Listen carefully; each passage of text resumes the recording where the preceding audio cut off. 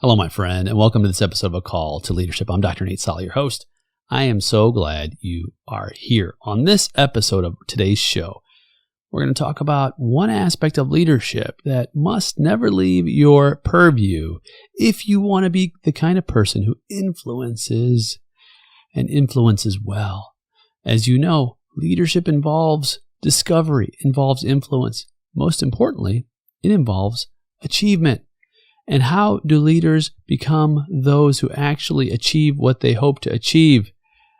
They do it through understanding the basics, the very basics of why we do what we do. Because if we can understand how people think about all of their decision making, we can also help others to identify and realize their goals.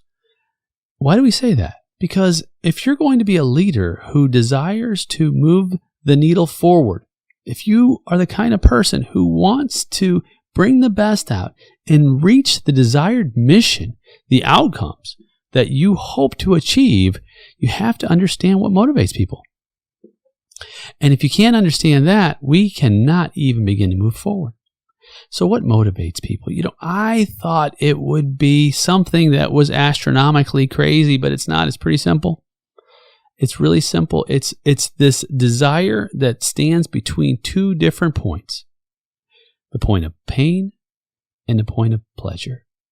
In fact, humanity, what we desire to do is seek pleasure and avoid pain.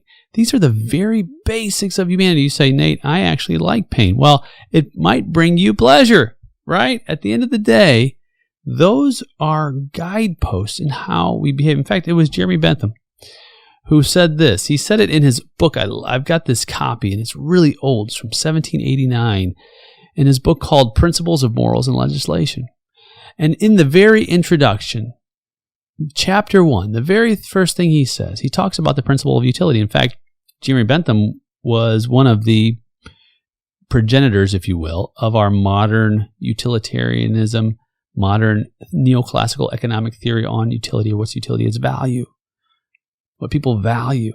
And what people value, they pursue. In fact, I believe that people pursue what they value, no more, no less. And if we can begin to identify that as leaders, we can begin to influence in whatever capacity you desire, whether it's in economics, in commerce, in industry, in business. If you understand what people value, to reduce their pain, to increase their pleasure in this specific area of leadership, of industry that you so lead in, whether it's you're selling bakery goods at a thrift shop. Why would you sell bakery goods at a thrift shop? I don't know. Whether you're selling a service and you're a physical fitness instructor, whether you are doing taxes or whether you are in sanitation or an educator or any business, it's the same principle. And here is what Bentham said. Nature has placed mankind under the governance of two sovereign masters, pain and pleasure. It is for them alone to point out what we ought to do, as well as to determine what we shall do. On the one hand, the standard of right and wrong. On the other, the chain of causes and effects are fastened to their throne. They govern us in all we do, in all we say, in all we think. Every effort we can make to throw off our subjugation will serve but to demonstrate and confirm it. That's strong. Whatever it is in life that we're pursuing, some of them are helpful and constructive. Some of them are destructive.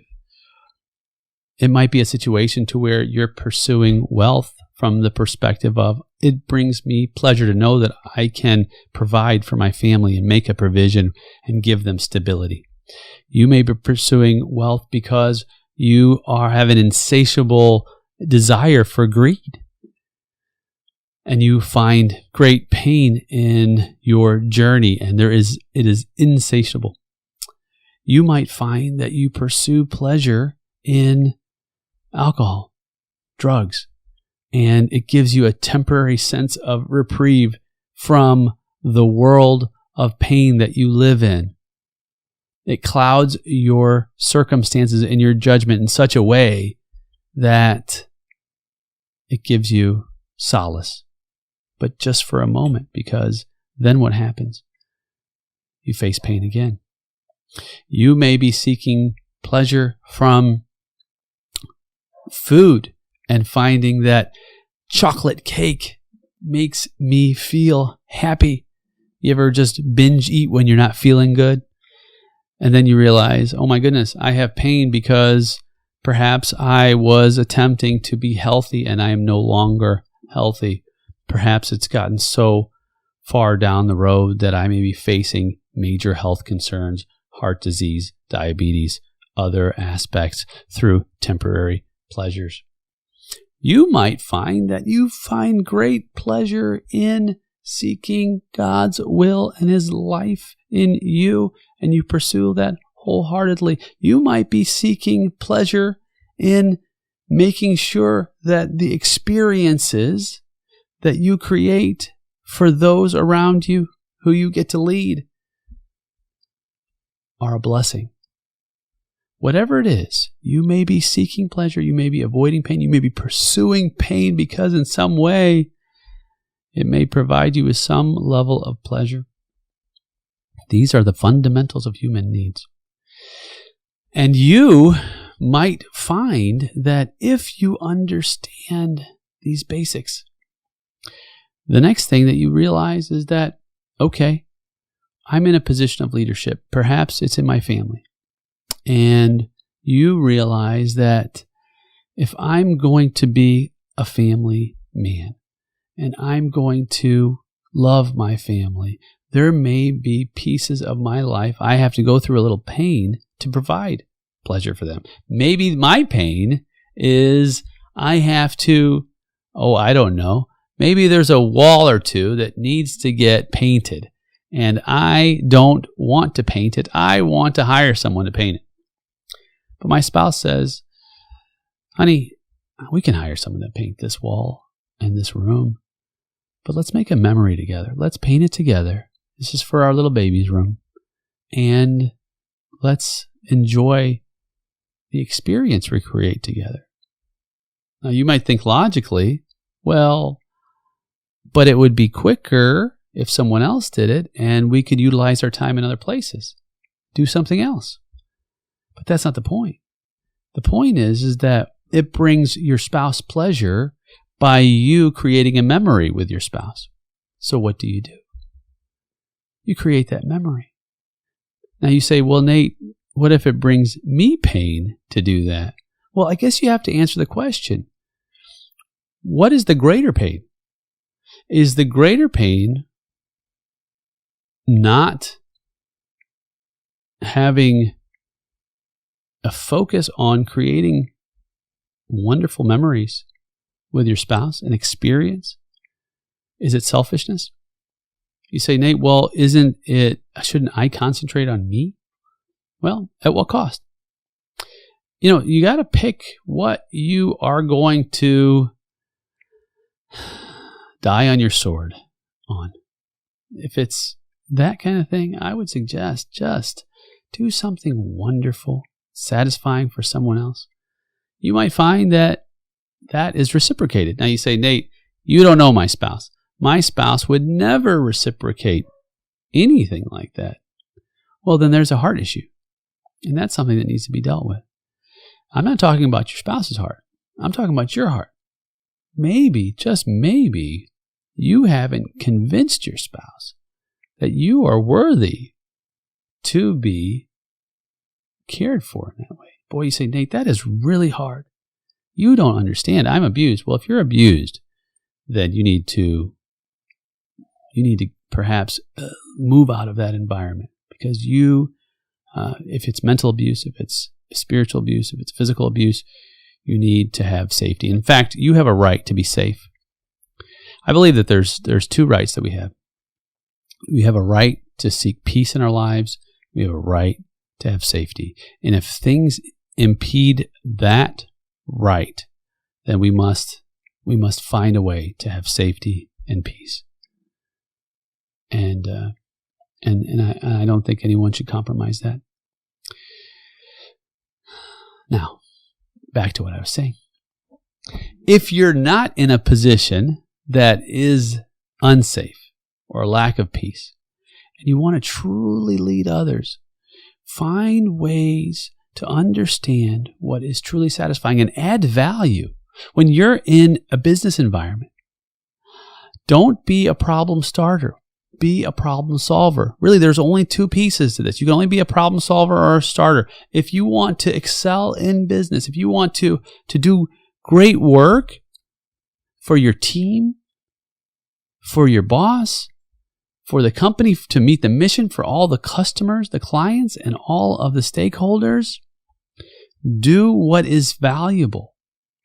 Give your best work. And if you find consistently that you can't give your best work in a certain position, that may not be the best position for you. And likewise, as an employer, if you're in a situation to where you've done all the training, all the continuing education, you've given all the possible resources, and someone still is not set up for success where they can thrive in that area, it is incumbent upon you, it is incumbent upon me as a leader to put them in a place that leads them to their best possible outcomes. Their genius. Sometimes you have to have a crucial conversation. Sometimes you have to have a difficult conversation to pull someone out of a chair when that chair is not the best and highest use of their skills. This has happened to me many times. And I've had to learn through my business that through assessments, you can only do what you can do. And sometimes you try to make a decision and try to get someone on a certain pathway, and you realize that, and I'm not setting you up for success. I have to set you up for success. And sometimes you might move someone into a different position and watch them flourish because the joy and the pleasure that they receive, because guess what? It's painful to fail. It's painful. And sometimes you find that you have failed and failed. Don't get me wrong. Sometimes you must keep failing until you reach the winning point. Now, you have to discern when that is, because if that's you and you know I have got to get to the point where I have won because it will bring me such great joy and pleasure, then you don't give up. In fact, in that case, which is different than simply being in the wrong seat, in that case, you might be flat on your face.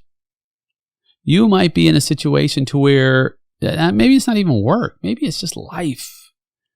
Maybe life has gotten you in such a low, dark place. Maybe you've had challenges with your children. Maybe your marriage. Maybe you've had infidelity. Maybe you've had substance abuse. Maybe you've had lies and deceit and just broken and shattered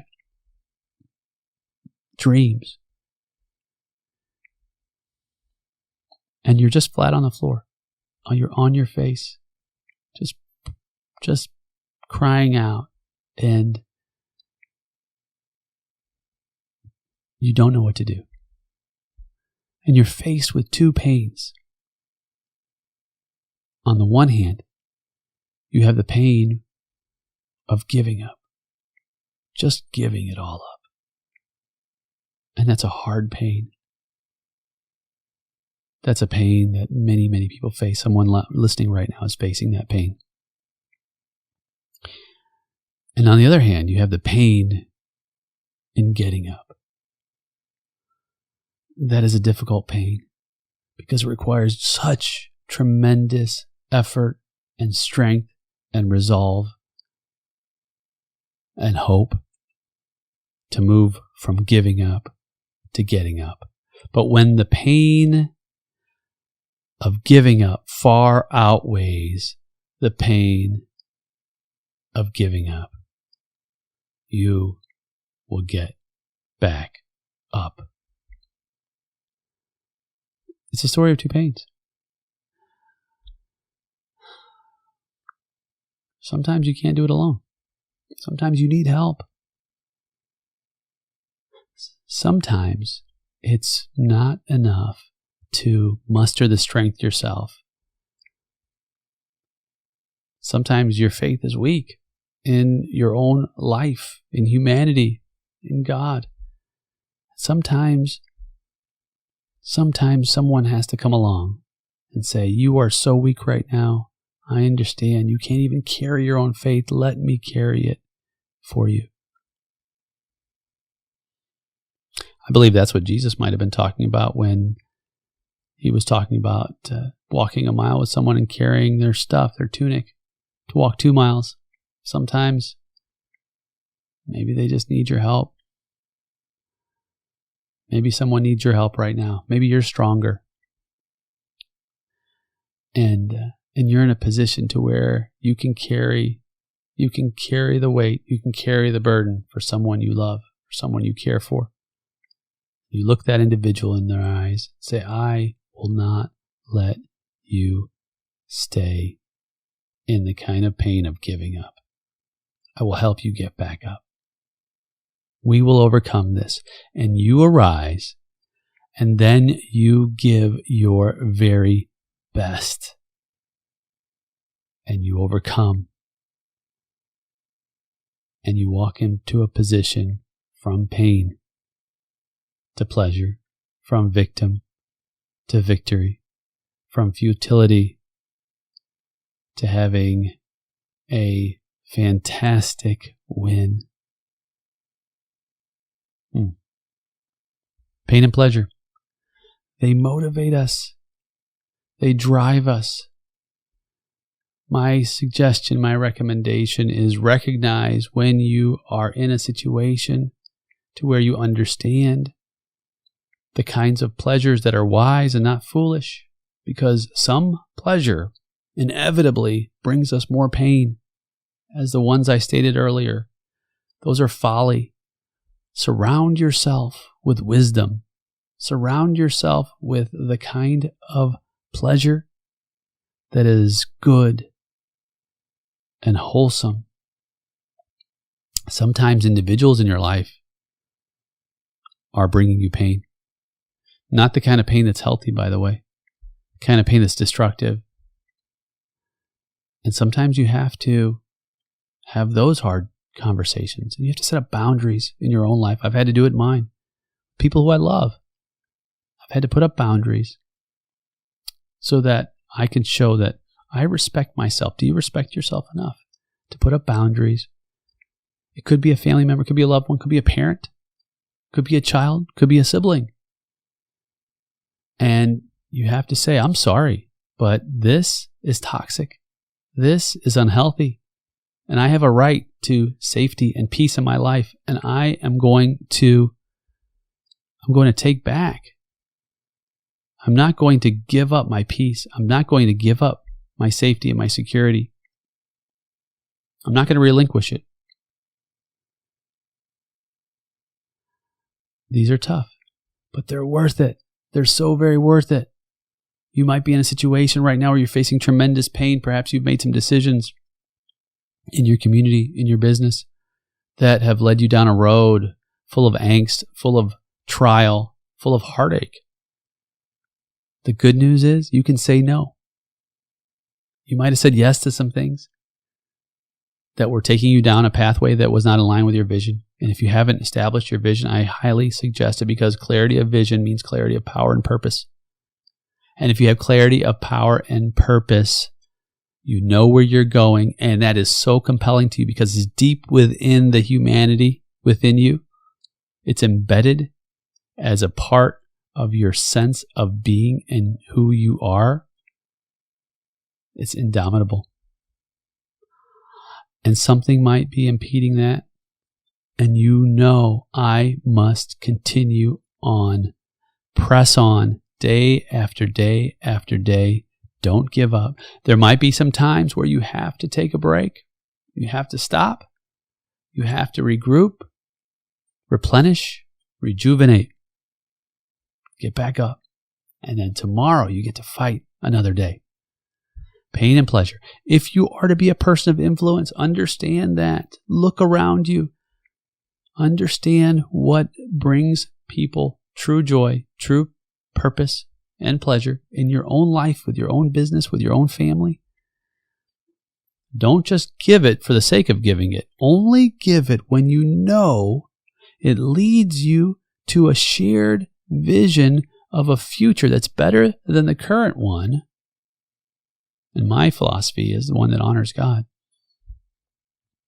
So that you can all be blessed and you can all prosper together in a way that elevates the common goal, elevates the common purpose to do wonderful things together as we grow, as we learn, as we love.